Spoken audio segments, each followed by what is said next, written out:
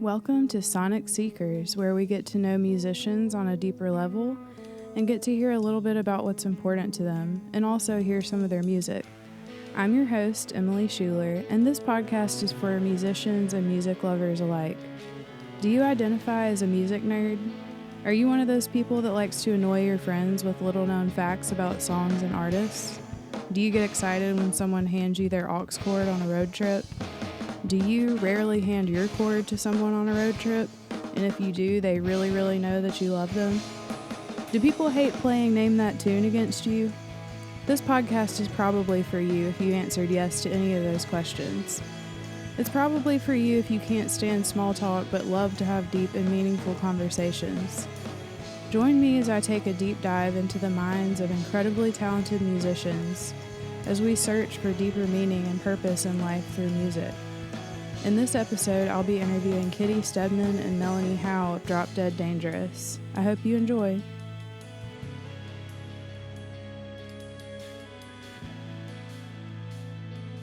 So we are here with the two-piece band Drop Dead Dangerous, and as I've heard, they like to be called a two-piece band and not a duo because they they sound like a full band. Co-founders Kitty Steadman and Melanie Howe, aka the Djembabe, are both from Tennessee, but they met years ago on the road. So can you guys just tell me a little bit about how you met and started working together? Yeah, absolutely. You or me? You start it and we'll do some trading off, I'm sure. Okay. So Melanie and I had heard about each other through some mutual friends, musicians that she was playing with and I was playing with a little bit here and there too. And after several months of that, I finally reached out to her on Facebook and I was like, hey, I want to, because I was living in Nashville, she's living in Knoxville. I said, hey, I want to come play in Knoxville. Can you recommend some places? And she gave me a whole bunch, like a whole list of places and contacts, and even went so far as to be like, well, if you get stuck, just I'll dig out some phone numbers for you too. Like, we'd never met before. I was like, that's awesome. So I attempted a little bit of that. I did get stuck. I did not hit her up again. And then we both got hired on the same run with this band in Delaware. Yep. And that's that's so where we random. met. Yeah. Delaware, of all places. Yes. That was where we shook hands. And now the you guys first are time. besties, huh? Yeah.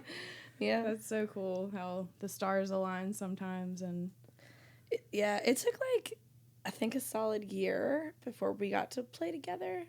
Yeah. Like just the two of us. Yeah, it was kind of weird. I was doing a couple of shows where I would bring different artists in to play with me, and Kitty did a couple of those with me. It was a lot of fun.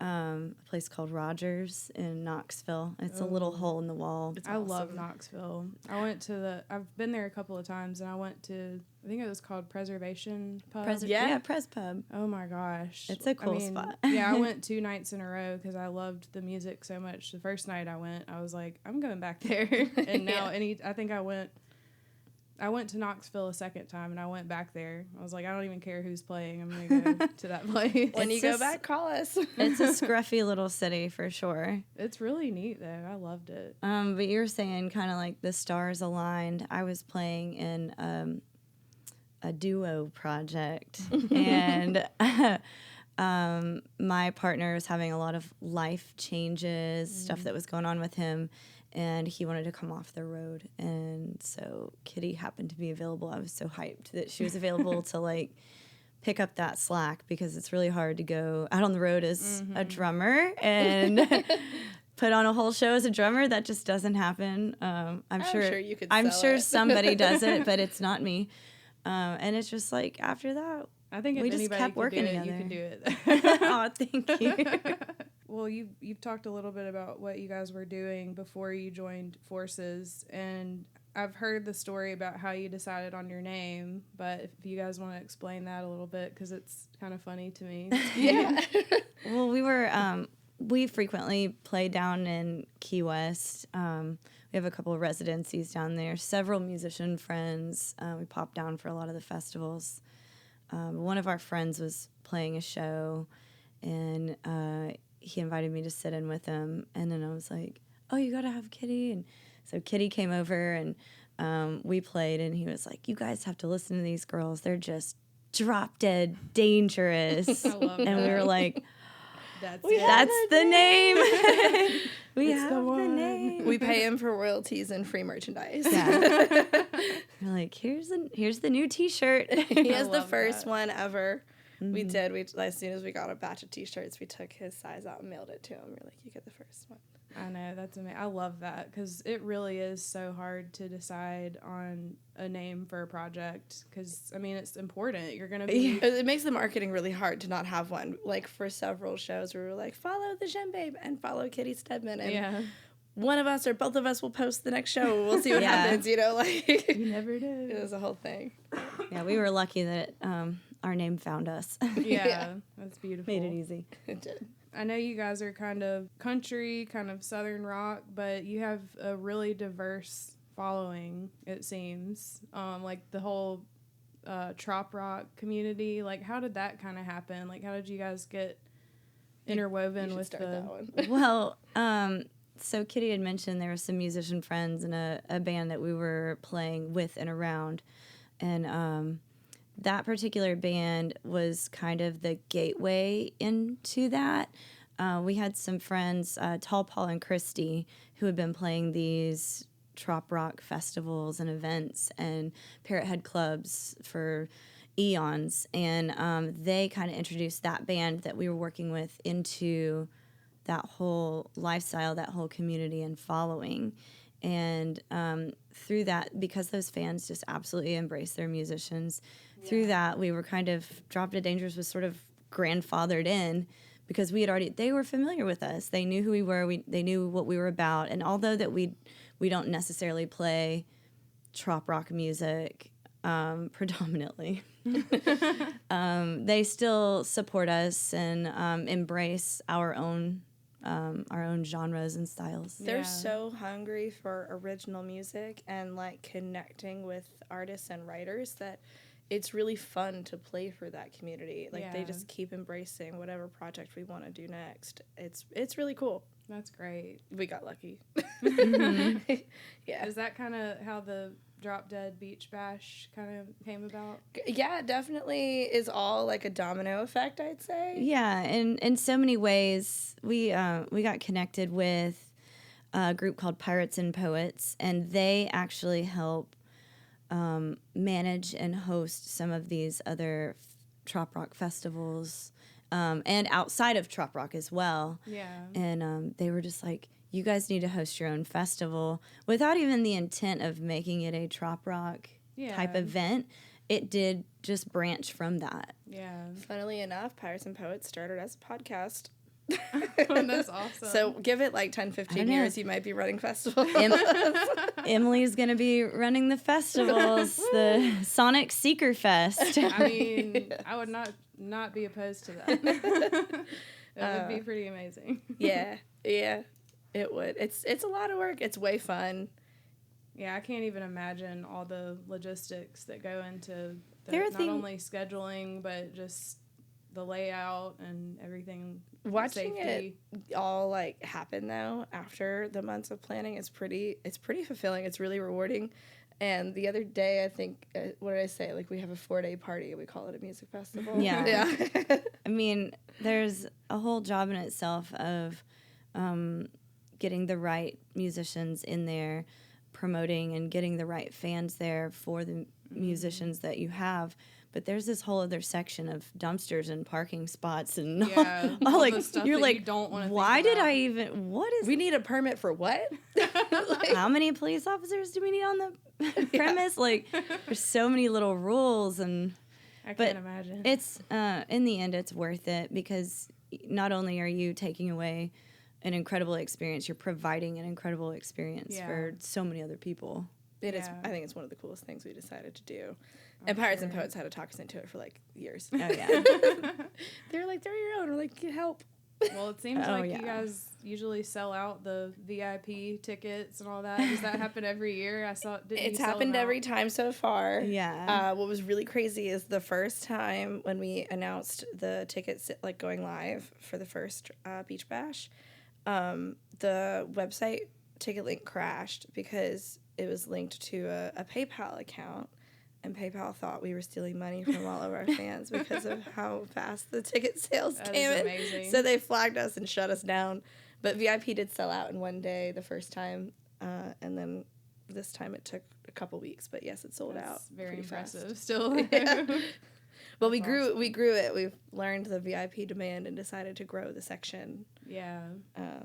Also, we have plans that we can't talk about. Yeah. Ooh, that's exciting. Stay tuned. I really want to try to come. That would be so cool. I love music festivals. My biggest addiction is live music, and I spend a lot of money going to like festivals and concerts. Listen, nobody got on their deathbed and was like, I went to too many concerts. Yeah. That's the thing is like, it's all about the experiences. It's not like I'm going to be like, oh, I wish I wouldn't have gone to that amazing festival Right. 20 years ago. I'm sure it would be great for you to connect with Pirates and Poets as well, in case you had questions about your own podcast because of how successful they've been. Additionally, I don't know, we might know somebody who might give you access to some of these musicians to interview. We haven't done Right? press passes before, but we could. That would be Yeah. amazing. Yeah. I know someone that could handle that. Yeah. I know somebody. I got a friend. Melanie, your unique hybrid setup, I know that's usually a big topic of conversation.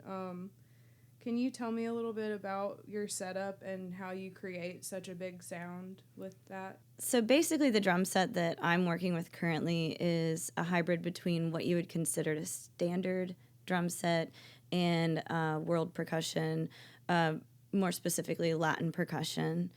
I'm using a setup with two congas that are tumba size, which are the larger of the conga sizes. I'm using a 10-inch snare drum that I mount to my hi-hat. Also, I've got a crash, a ride. My cymbals are all Sabian.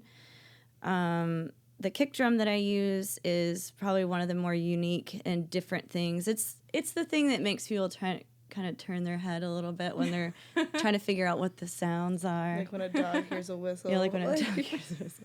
It's my favorite. Look.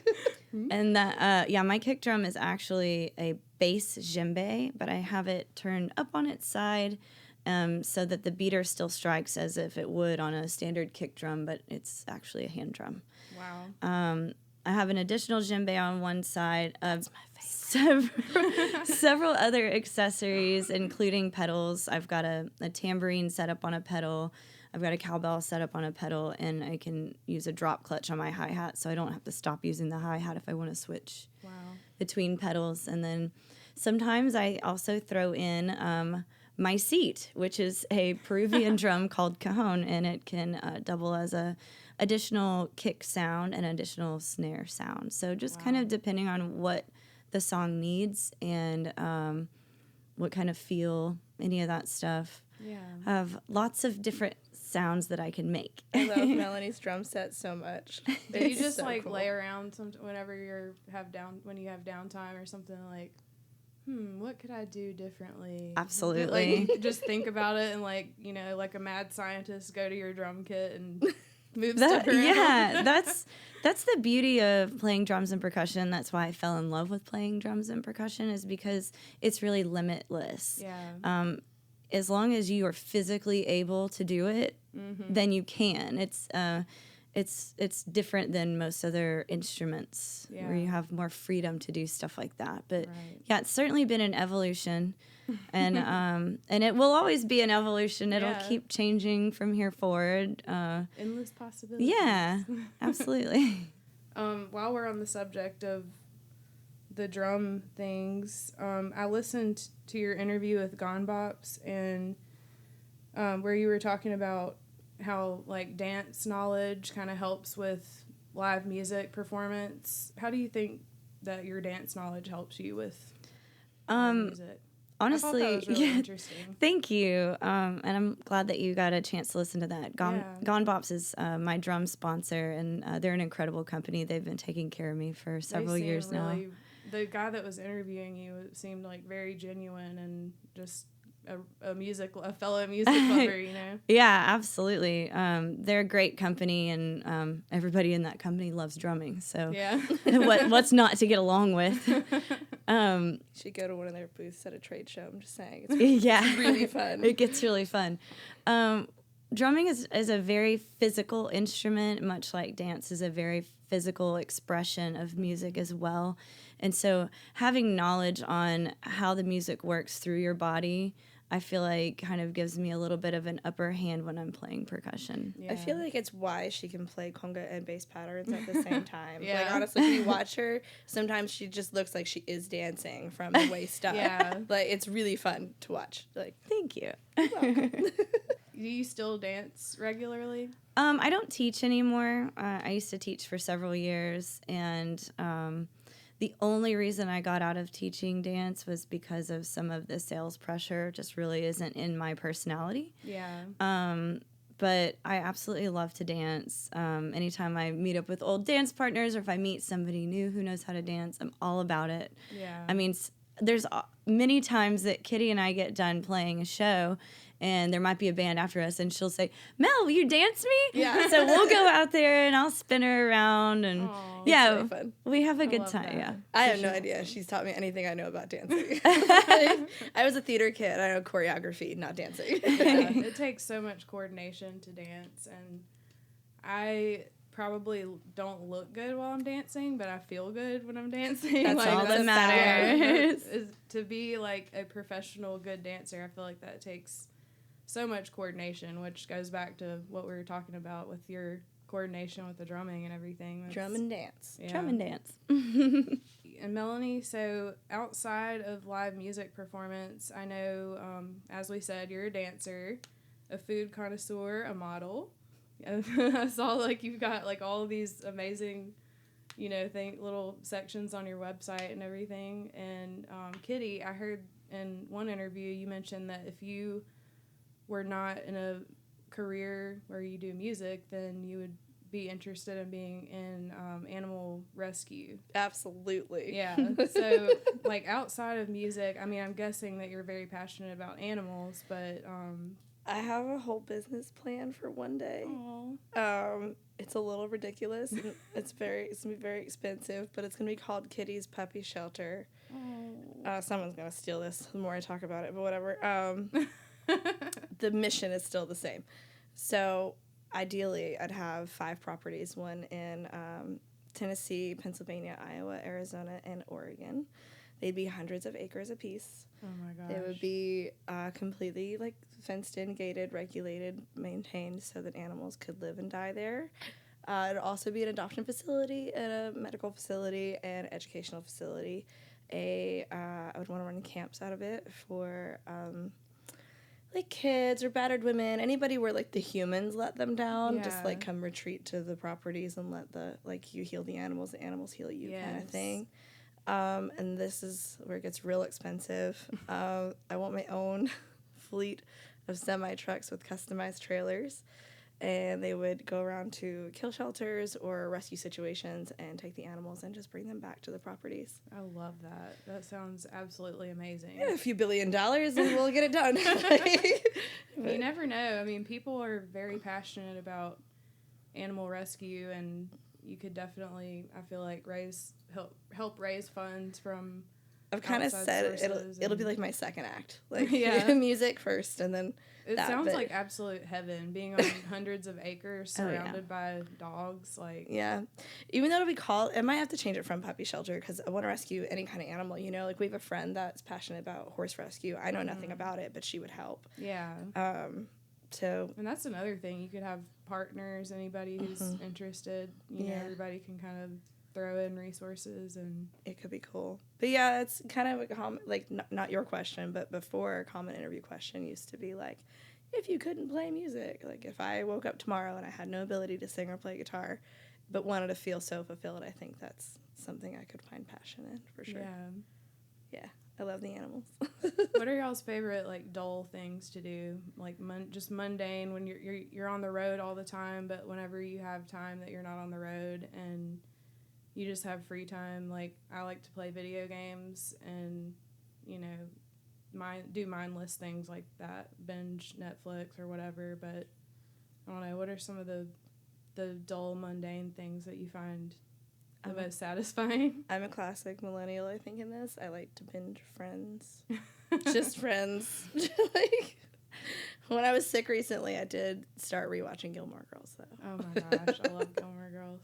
I'm definitely a water person, so any of my free time, as long as the weather is permitting, I love to paddleboard. I love to be by the water. But if the weather is not permitting, I like to cook. Yeah. That's funny. You're I a wouldn't think foodie. of the water thing as mundane, because I'll go hiking. Yeah, I'll go walk. Well, I don't think of video games as mundane, so that's what kind of set me down that. Like, video games, there's some action in there. There's some excitement. I did get the house really close to the state park for a reason. It's like right by Percy Priest Lake and the park, so That's awesome. go to the park. Go outside. Outside. Get outside. Have a fire. Yeah. I love a good fire. Actually, I changed my answer. Have a fire. Yes. Every night that I'm home, I have a fire, inside or outside. That one's. Do you like to make s'mores or anything, or you just... I used to. by the fire? I used to make s'mores like every single time that I had a fire outside, but anymore I just kind of sit out there with a glass of wine or a cup of coffee or something and just enjoy the fire. Yeah, just like stare into the fire. And... Let the dog nudge my chair. Sit on my feet. So, Truck Driver's Daughter that you just released, that's really exciting. Kitty. Thanks. I know that was a deeply personal passion project for you. So, can you kind of explain how and why that came about? Yeah. When I was back at in MTSU, I was working is not the right word. It's casually meeting up with other class mates or songwriters or whatever. And there was one in particular that I was trying to write the song Daddy's Boots with. And I quickly got frustrated with them, which happens in songwriting situations, and decided I would just write it on my own. Because they just weren't really understanding. They were really turning it into the farmer's country song. You know, actually a lot like Lainey Wilson's Daddy's Boots song. I think it's just called Boots. But her dad is a farmer, and that makes sense for her to write that song and play that song. But my dad is not a farmer. So, anyways, I worked on it, and I hated it, And then finally, back in I want to say 2020 or 2021, I had to be 21, I got it done, and I liked it for the first time. I was like, that's what I needed, just a simple little song. And it reminded me that back around the same time, I wanted it to be a part of something called Truck Driver's Daughter, which was originally my pun on Loretta Lynn's Coal Miner's Daughter. Yeah. And I even thought about rewriting Coal Miner's Daughter to fit, but it was proving to be too hard, so I dropped that. So I had mentioned that in passing at a writing session to my friend Mike Cool. And he wrote the poetry to the song Truck Driver's Daughter. That is very common of Mike Cool, by the way. Any song idea you give him, he's going to run with it, and he's going to get it done. And it's kind of awesome if you need something done. Yeah. So we got together, we worked on the poetry and rearranged some of the, worked on the melody, rearranged some of the poetry. And I knew I didn't love it, and I'd have to rewrite that one too. But again, there was no pressure on the project. It was one day I'll just do this, because the band is, we're producing plenty of music and working plenty as Drop Dead Dangerous. So I was one day. Yeah. Well, then one day, my dad was like, well, I have to retire. And I was like, shoot. Well, I can't call it Retired Truck Driver's Daughter. So I started kind of working on it a little bit more. And then during one of my Tuesday live streams, the Coffee with Kitty live streams, I just kind of mentioned, I was like, you guys, I want to put a project together called Truck Driver's Daughter, and any money you tip will go toward that. And I'll just do an EP or a few songs here or there. And then the more I worked on it, the more songs there were, and the full-length album. That's awesome. Yeah, it was pretty cool. It was really just kind of organic, and Yeah. except the whole the timing was a little bit forced when Dad retired. But Yeah, I mean, I was gonna ask, was it a little bit harder for you with the subject matter? I've tried to write songs about a song about my dad. yeah, Which he passed away a year and a half ago. I'm so sorry. We were very close, but So, like, every time I sit down and try to write a song about him, I'm like, no, this isn't good enough. This is too sad. Like, I want it to be a little bit happy, but also kind of show my sadness. But, like, every time I'm just overthinking it. I'm like, it's my dad. Like, it has to be... It's got to be perfect. Yeah. Yeah. I think that's why Daddy's Boots was rewritten so many times. Yeah. And two, like, the description too. I gave to, like, for the liner notes inside was, like, this is what it means to, or maybe it wasn't even on the inside. Oh, it was part of the Kickstarter. This is, like, what it means, or a summation of what it means to be my father's daughter. And it does, like, need all of the songs to tell that story. So I think once I realized I didn't have to put every aspect of who my dad is and why that made me who I am into one song, and I could build a picture throughout 10 songs or more. I'm sure I'm going to end up writing more about my dad. It took the pressure off, you know? Like, there's a song about his boots and, like, how that's a staple of him visually. And there's a song called Ace in the Hole, which is a staple about his lessons that was important for him to teach us. There's a song about Whiskey and 8-Ball, which is how I took those lessons. There's a song, you know what I mean? Like, there's different angles I love that. to weave it in. So take some pressure off yourself. Yeah. Write a few songs. Like...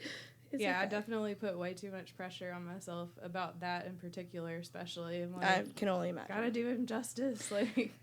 Yeah, that's hard. Yeah. I think it's hard with trying to attempt any storytelling too. Like, you want to make sure it's direct enough that you can follow it, but inclusive enough. Yeah. Yeah. Well, on the note of your Kickstarter, I read the part where you and your dad would sing, like, your love for singing kind of started when you guys were on trips and you would sing along to songs. So what were some of y'all's favorite songs to sing along to? Oh man, my dad loves, like, Styx and The Who. Oh, yes. The Who's one of my CSN favorite bands. and so much classic rock. And then I grew up in Long Island. Long Island got their first country station, FM station, that is, when I was in middle school. And he lived in Maryland and Virginia for several years, and he ran country nightclubs until I was born. And so, like, he knew some of these songs and these acts that were on the radio. And so then we got into that. Actually, one day before the radio station, I got out of order here, we went to FYE. Oh, and man, I got miss FYE. Yeah. And we got stacks of CDs. And, like, that was the first time I had heard an Alan Jackson CD or a Tim McGraw CD or Dolly Parton CD. And, you know, it was just a whole new world. It was a whole new world. And I was like, this is awesome. Like, these stories are great. So that's cool. Yeah, that's why one thing when I read that, I was like, I wonder what songs they like to sing together. Anything. Randy Travis to, like, you know, to Journey and Styx and, like, that phase of rock and roll. And a broad range. Yeah. You both seem really close to your dads. I saw you posted about your dad's birthday recently. Oh, yeah. So Melanie, how has your family played a role in your music and where you are today? Well, I'm the only one that does music, so it is a little bit of a odd man out, but not in such a bad way, because they've always been fascinated. I've hopped around many different instruments and had the support from my family in those adventures. And, you know, they will buy extra CDs to hand out to their friends just to be like that extra little bit of support. My family is generally there for load in and load out. You know, they know that drums aren't easy. Yeah. And not that I don't have the support from Kitty and the rest of the band, but, you know, they always make sure they step up. They want to be a part of it. There's been several times that our Sprinter van's broken down and we had borrowed my dad's van to get to a gig, or the band's passing through town, and, you know, my family's always like, hey, stay here, let's make dinner, you know.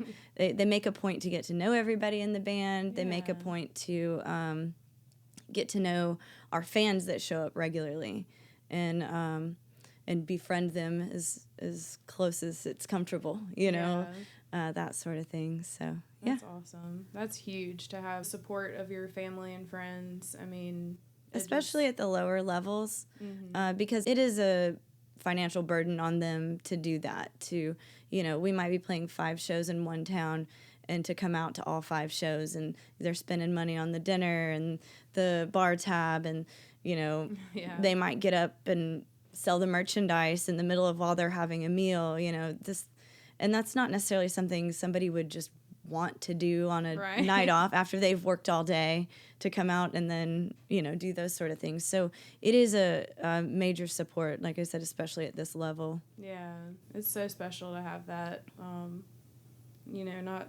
Not everyone has loving and supportive family, and it's a huge blessing when you do. Absolutely. That's what I think about all the time, because I have my dad and my mom. My dad was, and my mom is, just are amazing people, and I just feel blessed all the time, because I'm like, not everybody has that. Like, some people never know either parent, or they have crappy parents or whatever. It's just, I'm lucky to have 2 good ones. That's another thing I forgot to say is we have an online store, and my mom has the merchandise. She makes room at her house, stores everything, creates shipping labels, goes to the post office, so that we don't even have to really worry about that section, and people can get their merchandise faster without putting something additional on mine and Kitty's plate. Like, my mom just took that job on. If they waited for us to ship them things, they'd be waiting a while. Yeah. That is just one thing we did not hack. Yeah. That's awesome. You guys have a nice little system going. We do. Mama Brina got it. Yeah. You guys, a lot of your songs are about road life. Particularly, I was listening to Motors Don't Run on Dreams, and the part where you said, "My miracle is miles away," like, that's kind of a deeper question, I guess, but, like, what do you consider your miracle, or your home? So when I was a kid, dreaming about songwriting and playing music and being on stages, I had this misconception, and I think a lot of people do, that a career in music is all or nothing. Like, either you're a star or you have to have a quote-unquote day job. Yeah. And learning that you don't have to, that you can be independent of labels and management, was huge. It was, like, really life-changing. I mean, it's the reason that I've been playing music full-time for the last 10 years. And, when you talk to the people that love you, they want that all for you still. They know it's not all or nothing, but they want that all for you still, because they love you. And to ignore that little girl inside me that was dreaming of that all would just be wrong. Like, one of our deals when we first started this band is we don't want to be stagnant. Yeah. Like, we will respect that there are levels in the industry, and there's levels to the levels, and there's subgenres of everything, and Too many genres. Yeah. Genres. Oh my God, right? So I can't keep up. I think it's in the lyric to just acknowledge that concept of, this is great. Like, being able to work and support ourselves and produce our own music the way that we want to is something to not take for granted, but also to acknowledge that, like, maybe there is some greatness up there still that would feel miraculous to get your hands on. Every little step is like the next dream. If you look at what we're doing right now, several years ago, this is what we were wanting. This, sitting in this room having this interview with you, was the goal. Yeah. Right? And now we're doing it. Right. It's So beautiful. so it is, that miracle is an abstract thing. It's just different steps that you reach along the way. And I think, too, like, that song talks a lot about, like, Dad just trying to prep me for what the heck I just decided I wanted to do. Yeah. And, like, it's going to be hard, and everything that you want is miles away. It is years away, and you're officially in. If you want to do this, you're in for the long haul. And so, it'd be interesting to see 7 years from now. Yeah. What are we doing that we, That we were sitting on this couch talking to you about doing. Yeah. It's surreal sometimes, whenever you're dreaming about things and you have these goals, it's hard. Like, you can envision what you want, but it's really hard to imagine yourself actually being there and knowing all the trials and tribulations and the beauty that's going to come along with it. And then having that time to reflect and be like, wow, look at everything we've overcome. Look at everything great we've experienced. I mean, yeah. I should say, too, Mike did write that particular poetry, and I'd be interested to ask him what he intended, because I just ran with it when we were going over the lyrics. So I'm going to go ask him now.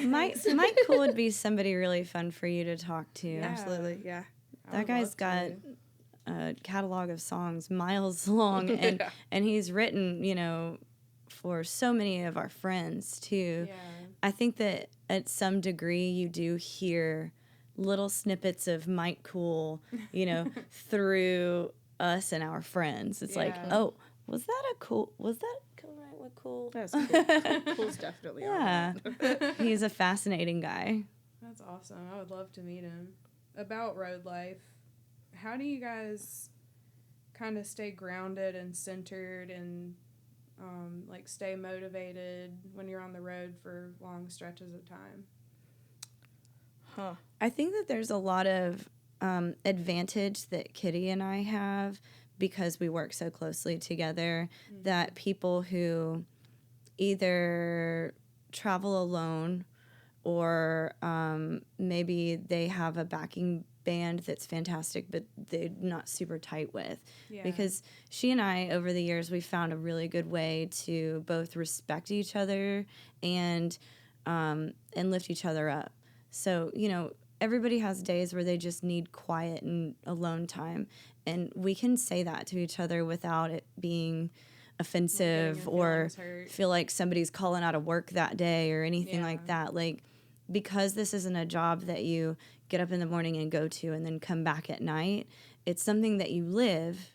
Even if we're not on the road, you're still living this job.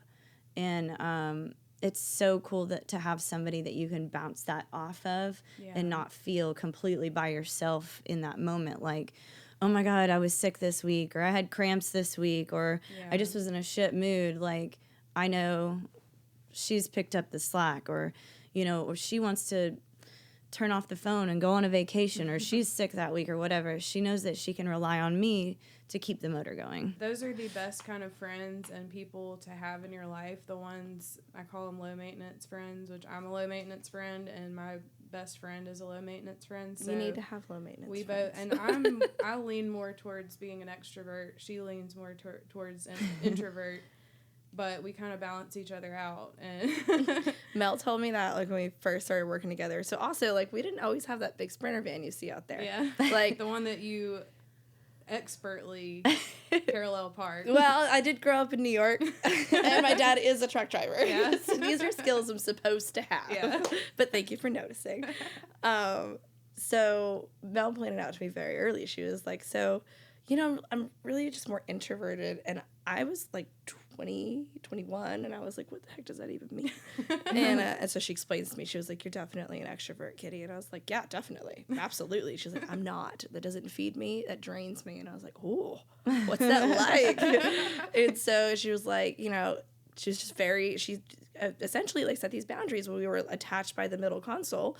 She was like, hey, if I tell you, I just kind of need to not talk, because she knows that me talking to her is feeding me. Yeah. She's like, it's not personal. And I'm like, that's okay. I'll be fine. I can call my dad. I can put on one of my favorite albums, like, you know, any version of that.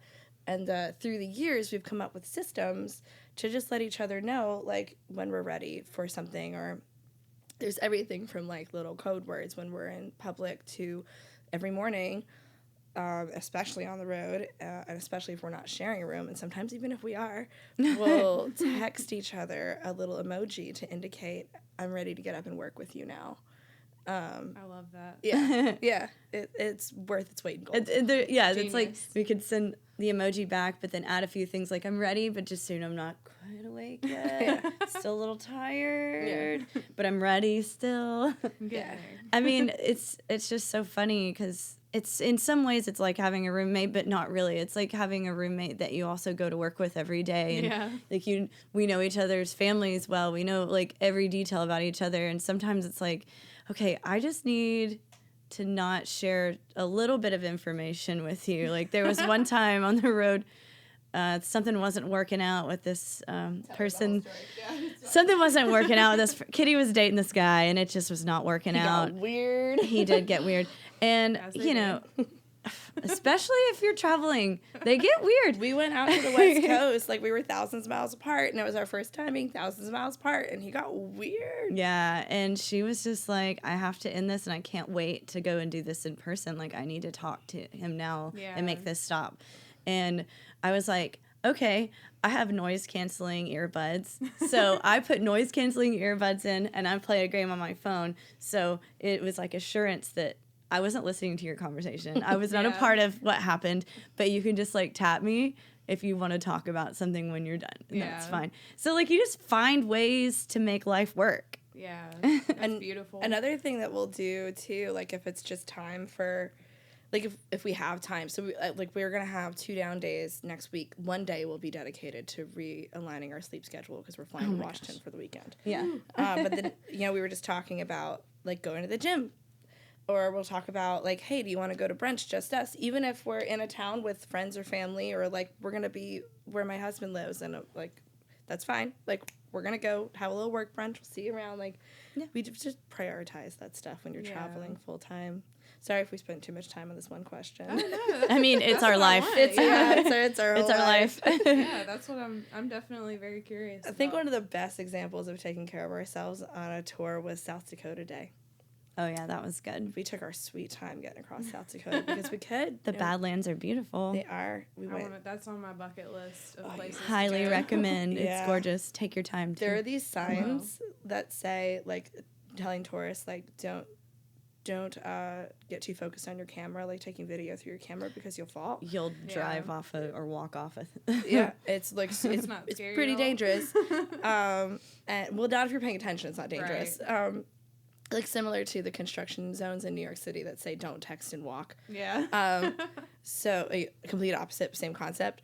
But we got to this little roadside bar, and sure enough, on the news, there was a story about a tourist that fell off a cliff. Like, yeah. I was like, wow, this is insane. This place is nuts. Like There's- idiocracy much? There is this, like, degree of, like, stop and smell the roses, too, because we have that opportunity to see a lot of places that most people don't get the opportunity to see. But there are also hilarious moments, like, if I've seen it 6 times already and she wants to see it, I'm like, we'll go have a good time. It's true. I'll be recharging my social battery. Yes. Yeah. So writing about tragedy is one thing. I listened to your song about the construction worker memorial, and my dad wrote a song called Sunset Limited with a friend of his, and because there was a train wreck here in the Mobile area on the Delta. It was the Sunset Limited was going over the water, and I don't know exactly what happened, but the train wrecked and then 47 people died, and he and his friend wrote a song about that, and it's one of the most beautiful songs I've ever heard. Like, it's beautiful, but it's tragic. And do you guys I feel like when I write songs, it can be like therapy sometimes. It's very therapeutic, just kind of helping to get those feelings out. But how do you guys feel with songwriting? Like, do you feel like it's cathartic and therapeutic for you at times? Some songs more than others, absolutely. There's a Dolly Parton interview, actually. I've heard her say it a couple times in interviews now. Songwriting's kind of always been my therapy. I was a diary keeping kid. Me too. And I still am, actually. Essentially, I guess I am, because my early songbooks are like half diaries, half songs. So, like, I would be an idiot to tell you otherwise. But there are times when we'll get together with friends to write, and it's just to tell a fun story or have a good time, like making my trip to Hell worth it, for example. Like, I was sitting with Mike and JD, and I just kind of had that in my phone. Is actually something real smart ass I said to my dad, and I was like, that's kind of clever.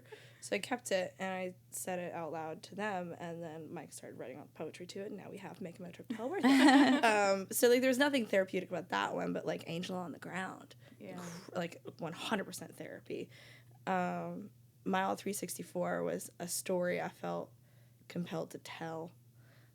More than anything, like, I've seen that construction worker on like memorial on the side of the road so many times that my dad even would call it my little construction worker. Yeah. And then Melanie and I were headed back to Knoxville, and she's like, Kitty, did you see that? And I was like, Mel, I always see it, and isn't it so sad? And we talked about it. And then I went home from those shows, and it just finally fell out. Because I'd wanted to write it for years, but I didn't even know where to start. Yeah. And it just kind of fell out.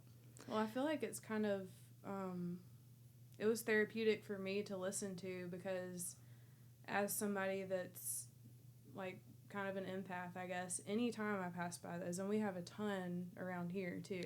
I-10 is such a traveled corridor, And every time I pass by them, I'm just, like, I kind of get nauseous and think about their families and stuff. So when I heard that song, I was like, wow, it's like putting it into words for me and music for all these roadside memorials I've ever seen. So it was kind of cool to hear that. Thanks. That's the great thing about having such a spectrum of emotions, is that not only are you able to talk about your feelings or get a feeling out, whether it's your story to tell or not, when people receive the music, it's like you said, it struck something in you that was allowing you to feel those emotions. Yeah. And that's something that we take pride in as well, and not just in the writing, but in the performance. Yeah.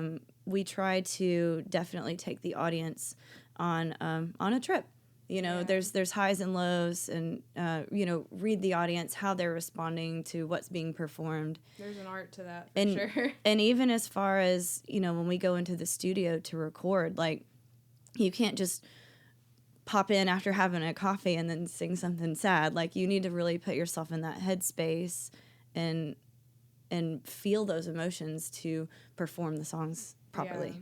We had even talked about, I kept asking Melanie, like, do you think we should release Angel on the Ground? Is that something that should be on a project? Are people going to judge me for telling a story like that? It's kind of dark, and we produced it to be really heavy. And, one time I played it at just a pick-in party at Mike's house, actually, and there was a woman there that had lost an ex, and she just started crying, and she was like, I just really love that song. I relate to it so much. And I talked to Melanie about that, and we were like, well, that seals it. Like, Yeah. other people. You never know. Music is so healing. I mean, when you're sad, listening to sad music kind of makes you feel less alone. And Yeah. Yep. It's like, oh, well, there's someone else that is sad that Somebody can relate to it. Gives you Like, permission. music. It's almost like it gives you permission to feel your emotions and energy. Yeah.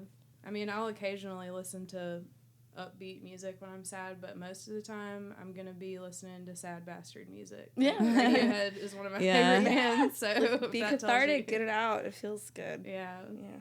Some people disagree with that, but we're all on the same page. So. And we have gone through a lot in our society in the last few years, between the pandemic, the race wars, the just constant turmoil, the wars going on across the pond, and everyone asking, when is World War III going to happen? Like, Right. all this stuff. So It's intense. Yeah. How do you guys feel that do you feel that music has helped you through any of these tough times, like performing or listening to music? Both. Yeah, absolutely. Definitely. I would say performing, being the band on stage, getting to be the people that take people on those emotional rides, and getting to, like, really be in a room that can feel things together. It's like, for a minute, no one's paying attention to the fact that they disagree with each other, because we all agree that we're here right now in this show and this music, and it's nice. It's really nice. It's like, you magical. forget that, like, news television exists. Like, Yeah. and yeah, I would say for sure, like, especially during the pandemic, getting to play music through the pandemic, like live streaming or doing those ridiculously spread out outside gigs, like, we were very lucky to get to do that. Melanie says that all the time, like, we were very lucky. And everybody kind of would shut up for a second, like, including us. Like, we would just not worry for those 3 minutes of that song. Yeah, because those were scary times It was at totally the beginning freaky. of COVID. Like, it was very terrifying and uncertain, and Yeah. I always feel like everything that I've been through in my life, I don't know how I would get through it without music, so it's just... There was a minute, too, like, there were a few months where, of course, we just, like, really didn't get to play out. Yeah. There's several months we didn't get to play out. And I would say to my dad or my now husband or Mel even, like, we get to play music today. Mm-hmm. Like, we get to go do this. Like, this is reborn gratitude for the job that we get to do. That's beautiful that y'all get to do what you love, and It's the reason we hug each other after every show, too. That was born in the pandemic, too. well, thank you guys so much for talking to me. I loved our conversation, and I'm really looking forward to hearing the song that you guys are about to play. So what are you going to play for us? So I think we're going to do Trip to Hell, which is on our latest album, Saguaro. We recorded that album at Fame Studios in Muscle Shoals, and we're really excited to show this one to you.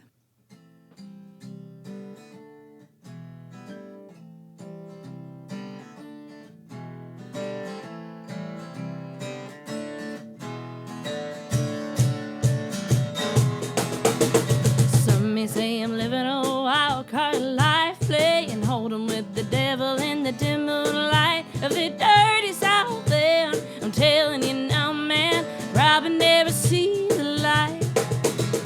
There was that time down in New Orleans, drinking way too much of that old Djembabe. I asked Madame Laveau to tell me all she knows about the spirits there in the street. I'm going down, down, down in a blaze of glory, going down, down, down. I got quite a story going round and round. Yeah, you know if you heard it, I'm making my trip to hell worth it.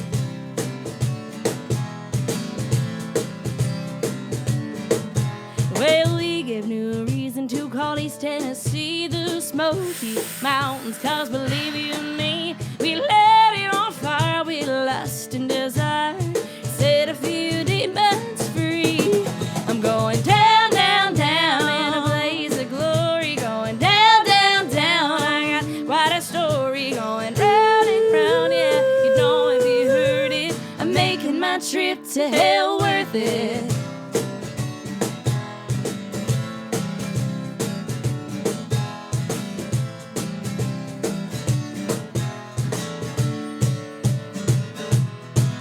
Well, I met Mr. Johnson on that Delta Road, and he told me where I needed to go, yeah, to make a little deal that'd make me feel like selling my damn soul. I'm going down, down, down in a blaze of glory, going down, down, down. I got quite a story going round and round. Yeah, you know if you heard it, I'm making my trip to hell. Down, down, down in a blaze of glory, going down, down, down. I got quite a story going round and round. Yeah, you know if you heard it, I'm making my trip to hell worth it. Oh, oh, yeah, I'm making my trip to hell worth it.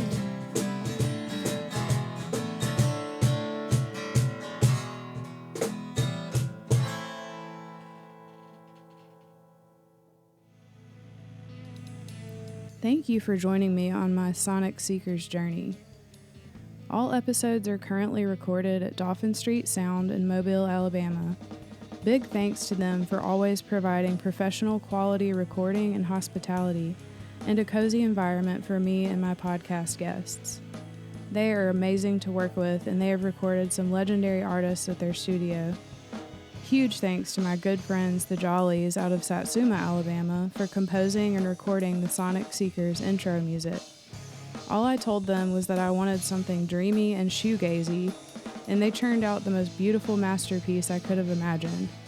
I'm honored to call them friends, and I'm always amazed at how talented and creative they are, and versatile.